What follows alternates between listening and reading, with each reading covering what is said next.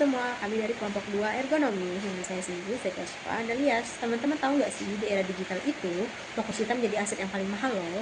Kenapa bisa kayak gitu? Karena sedetik aja perhatian kita teralihkan, misalnya ke layar ponsel, nah nyawa bisa jadi taruhannya tahu. Nah, itulah yang disebut dengan bahaya human error, di mana kasus yang kami angkat kali ini itu akan menunjukkan bahwa lingkungan kerja yang paling aman sekalipun itu bisa menjadi mematikan jika sistem gagal mengantisipasi keterbatasan fokus manusia. Untuk informasi lebih lanjutnya, silakan tonton terus.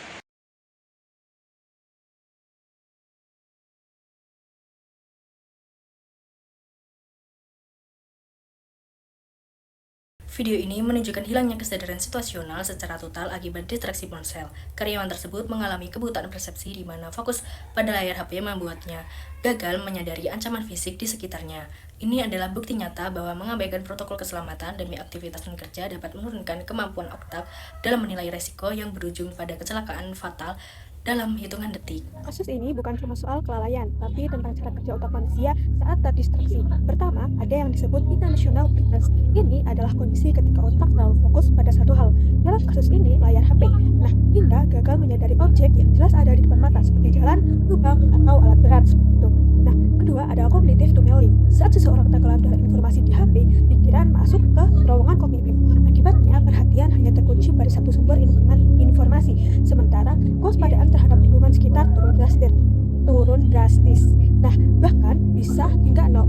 Dan di area kerja berisiko tinggi, kombinasi dua hal ini bisa berakibat sangat fatal, karena bahaya bukan selalu datang tiba-tiba, tapi sering diabaikan oleh otak yang sedang tidak fokus. Yang pertama yaitu dari sisi lack of policy, di mana video tersebut terlihat orang tersebut menggunakan di area yang berpotensi berbahaya, di mana menunjukkan tidak menerapkan aturan mengenai penggunaan HP di area yang beresiko.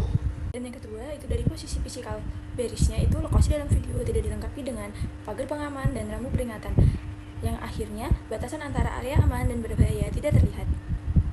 Ketiga, dari posisi safety culture, itu perilaku berbahaya tersebut dianggap hal biasa, di mana tidak adanya teguran dari lingkungan kerja tersebut menandakan adanya budaya keselamatan yang lemah.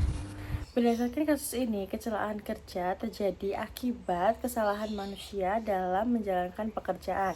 Salah satunya adalah kehilangan fokus akibat penggunaan handphone, sehingga pekerja tidak menyadari bahaya di sekitarnya.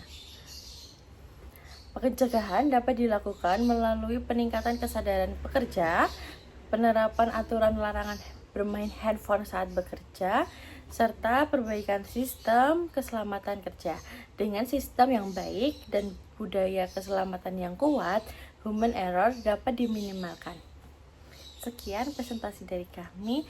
Assalamualaikum warahmatullahi wabarakatuh.